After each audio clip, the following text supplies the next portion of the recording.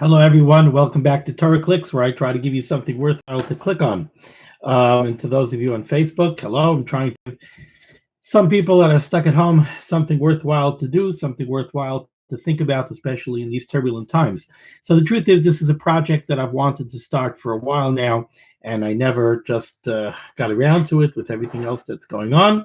Now I'm stuck at home, and not only that, but I think it's something that's very makes a lot of sense to be doing this at this time. I know at least here in America, the Moeses Gedolei HaTorah decreed a half-day fast day today, a Chatzi Yom Tainus, as a Yom Tefillah also for what's going on throughout the world. And Rabbi Victor Miller, Zecher Tzadik Levracha, once famously said, somebody asked him about fasting in order to get kapara for an avera. Somebody transgressed something, they performed an avera, and it's brought down that one way to gain kapara, to gain forgiveness, is by taking a fast upon yourself. So he asked Rabbi Miller if it would be advisable to take on a fast. Rabbi Miller told him that for his part, he believes that better than a fast would be to learn Mesilas Yesharim 10 times. That would be more efficacious to get somebody kapara, to gain kapara from an avera, than fasting. The learning of Musar, somebody pays attention and thinks about what life is really about, what his obligations to his creator are, what he's put into this world for, that's more efficacious for gaining kapara, for gaining the favor of the Rabbanu Shalom than anything else. So I think now would be a very opportune time to begin a project in Limud HaMusar, and learning Musar. So I'd like to begin the Sefer Mesilas Yesharim. Many times when you start a new Sefer, or Lahavdal Elef Alfei Havdalas, when somebody reads a book, they're very tempted to skip the preface. Why spend time reading the preface? However, the Hakdama, the preface of the Mesilas Yesharim, is a very, very, important part of the Sefer itself, and it would not do justice to the learning of Mesilas Yesharim to skip the Hakdama. So we're going to begin with the Hakdama, with the preface.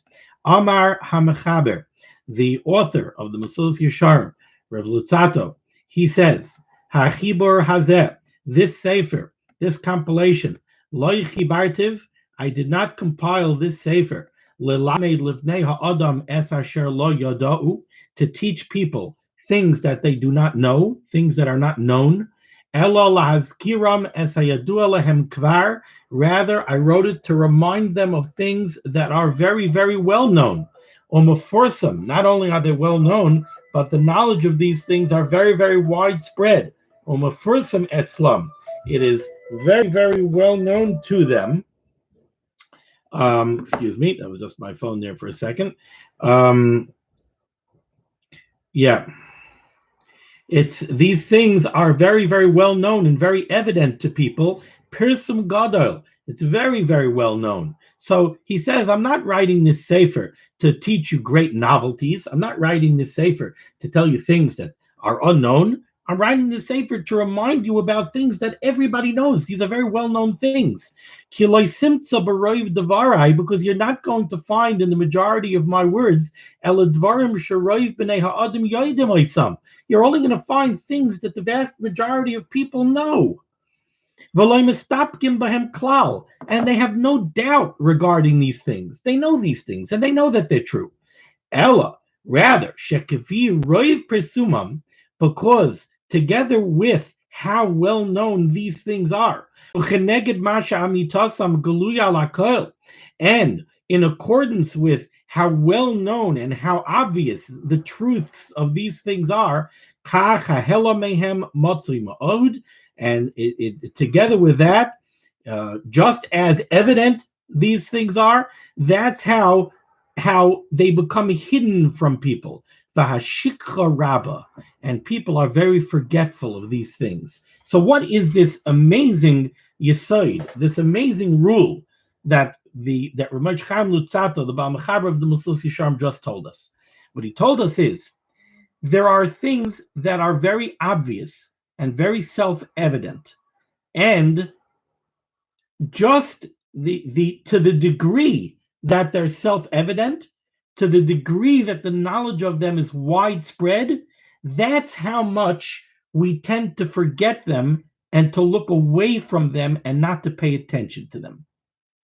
And that's why he says, I have to write the Mesilas Yesharim to make you concentrate on these things that you would otherwise forget. The truth is that we learned last week Parshas Kisisa. And in Parshas Kisisa, we spoke about the Egel. And a very famous question that's always asked about the Egel is, how could it be that Klal Yisrael experienced all of the Makkos in Mitzrayim? They experienced Kriyas Yamsuf, the splitting of the Yamsuf. They experienced Matan Torah by Har Sinai. And then soon after that, they go ahead and they make an Egel. How could that be? And what I've always said, and it's not my chiddush, this is not a novelty that I'm saying. I've heard similar to this in the Shiurim of the Friedrich Klausenberger Rebbe, Zechet Tzadim Kadosh Levracha. The truth is that a nes nigla, an open miracle, revealed miracles, they tend not to make a very lasting effect on people. Why? It's because of this rule that the Mesilas Yesharim says. When something is glaringly obvious, we don't think about it that much. When something is so self-evident and so glaringly obvious, we don't pay attention to it. We overlook it. There's no need to think into it. No need to think about it. Think about this for a moment. The sun. And I've actually seen people ask this kasha on the Mesilas Yesharim. They say, Mesilas Yesharim, you say that when things are evident, people forget them? Nobody forgets that the sun rises. Yeah, they do. I'll tell you what I mean. Nobody thinks into it. Think about it.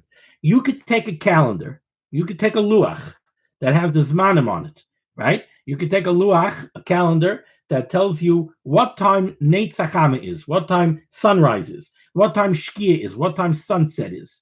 Now, most people don't realize this. People go to the Svarim store and they buy a new luach, a new zmanim schedule for every year. You know, you don't need one for every year.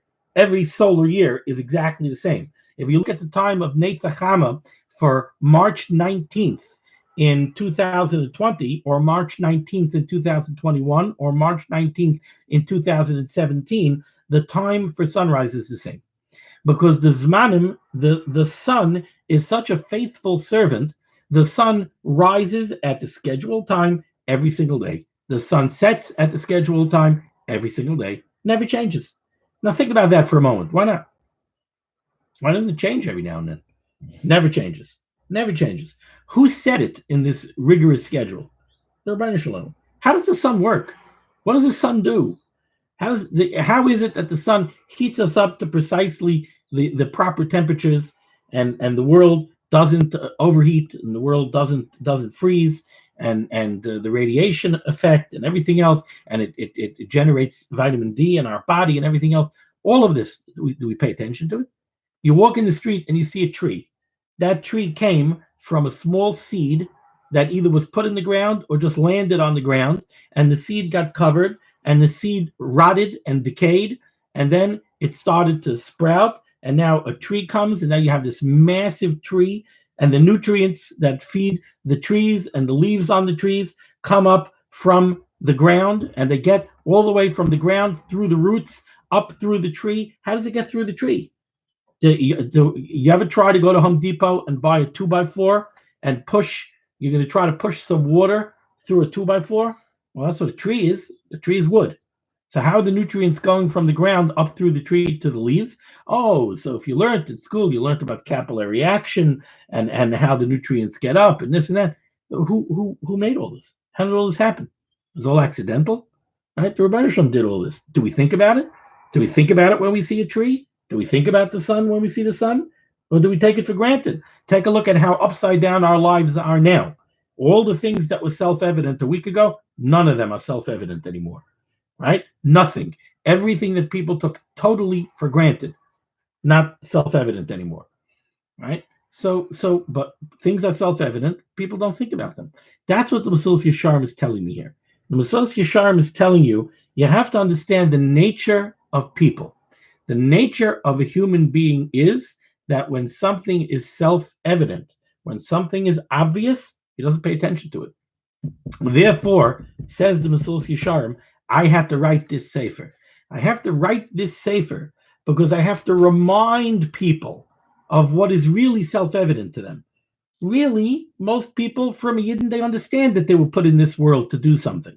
They understand that they have obligations to their Creator, that they have obligations to Barei Olam, but they forget about it. They get lost in the busyness of the day. They get lost in day-to-day life, and then they don't pay attention. They don't pay attention. Rabbi said, now is the time when people are at home. Now suddenly the day-to-day life is not something that you could get lost in. Now the day-to-day life is on hold. You have time now. Now is a good time. We'll learn some Mesilas Yesharim. Let's remind ourselves what we're really here for. Let's remind ourselves of what's truly important, and let's rededicate ourselves to the service of Bari Olam. Thank you so much. Everybody stay safe. Everybody should have siyata d'shmaya. Those that need a refuah should have a refuah, and everybody should try to take it easy, have amuna in betachin in Bari Olam, trust in the Ribono Shel Olam. The Ribono Shel Olam is a mative. The Ribono Shel Olam wants to do good for us. The Ribono Shel Olam, like the Chovos HaLevavos says, cares more about us than we care for ourselves. The Ribono Shel Olam is a Rachaman. The Ribono Shel Olam is merciful. The Ribono Shel Olam has a cheshbon for what he's doing and why he's doing it, but we can trust in him. Everybody stay safe and be well.